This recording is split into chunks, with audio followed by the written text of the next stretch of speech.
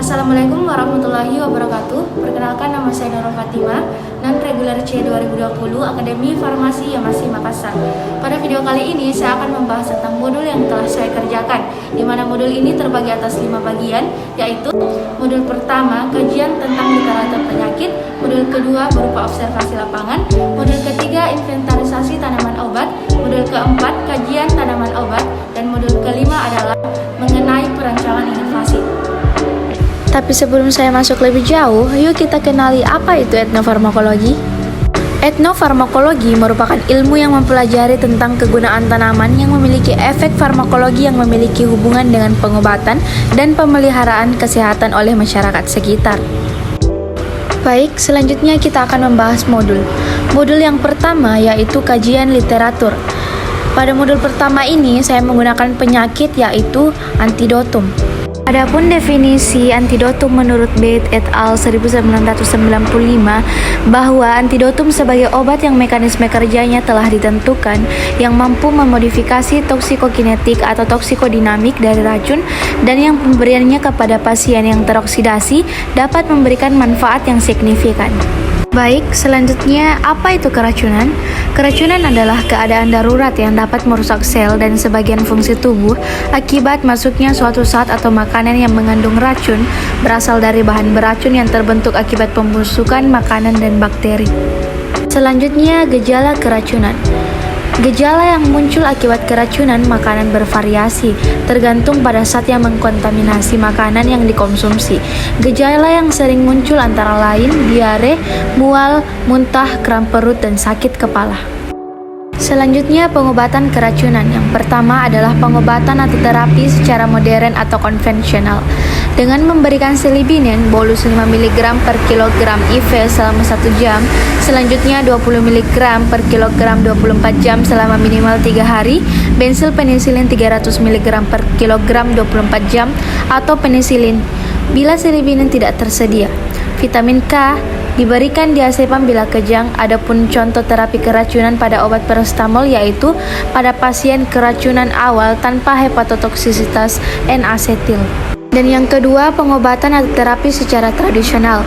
Apabila kasus atau keracunan ini disebabkan oleh makanan, obat, dan lain-lain, harus dilakukan induksi muntah jika tertelan kurang dari 4 jam pertama, memberikan arang aktif dosis dewasa yaitu 50 gram, anak 25 gram, dinetralisirkan dengan cairan baik itu berupa air kelapa dan sejenisnya, mengontrol keseimbangan cairan tubuh dan nutrisi. Apabila tidak ada arang, minum air putih dan susu untuk mengikat racun dalam saluran pencernaan dan merangsang penderita untuk muntah sehingga racun keluar dan tidak beredar dalam tubuh.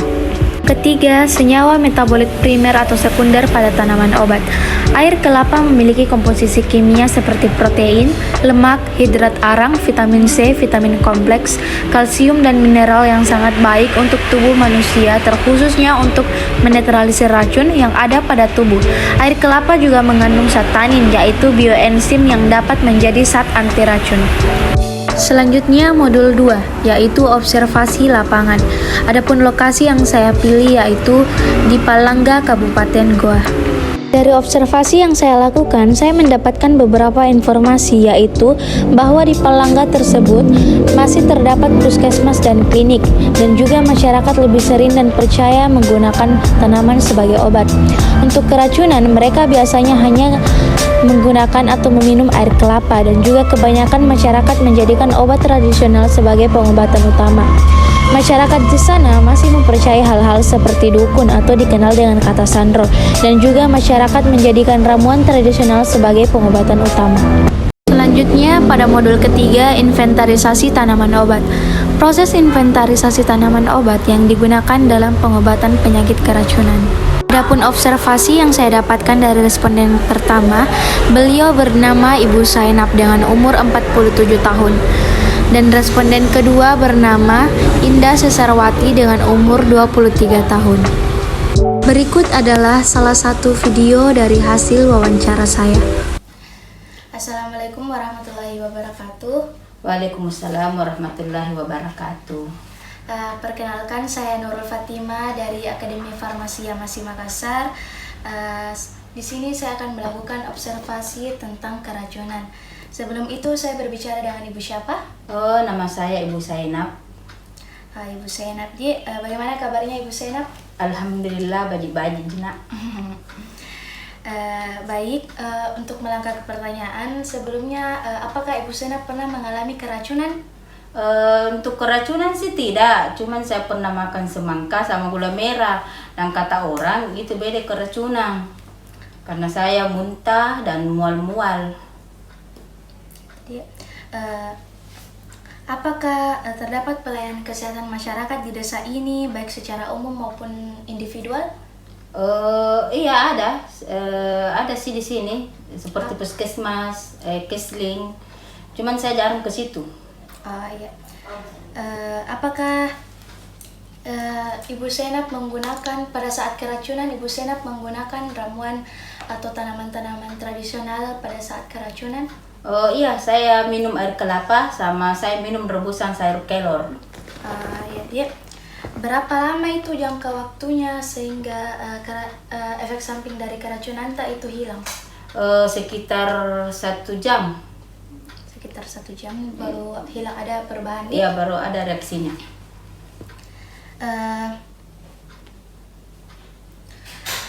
Mungkin dalam pengobatannya Ibu Zainab biasanya menggunakan placebo atau medical center, atau mungkin Ibu Zainab lebih kenal dengan kata jampi-jampi atau dukun-dukun untuk menyembuhkan penyakit atau keracunan Ibu Zainab?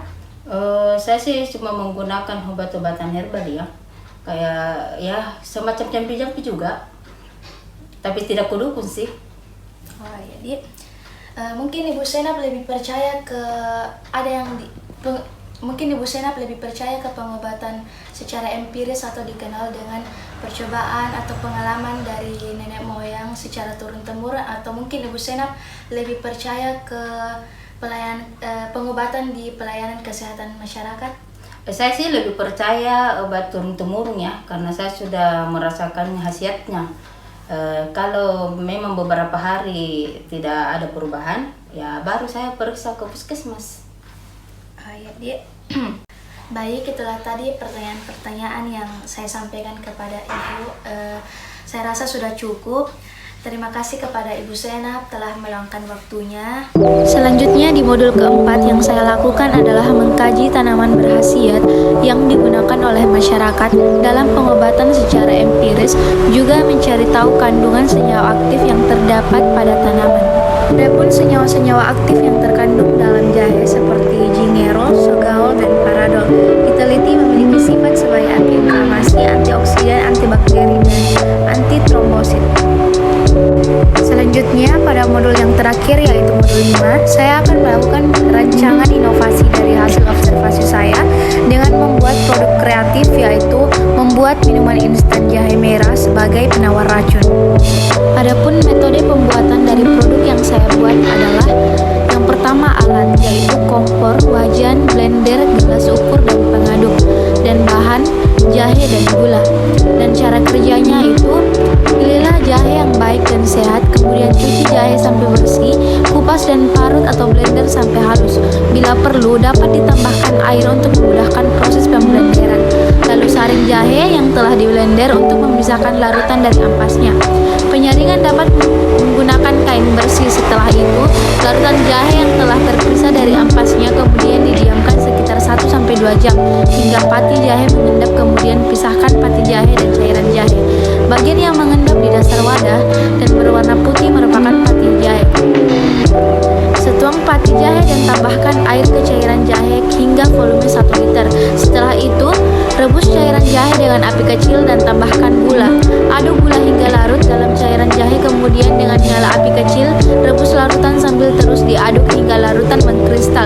Setelah banyak yang terbentuk kristal, maka proses pemasakan selesai. Kristal-kristal jahe tersebut kemudian dihaluskan menjadi bentuk bubuk atau serbuk. Dapat dilakukan dengan blender atau ditumbuk. Setelah itu disimpan serbuk jahe instan di tempat kering dan tertutup. Kemudian jahe instan siap dikonsumsi sewaktu-waktu.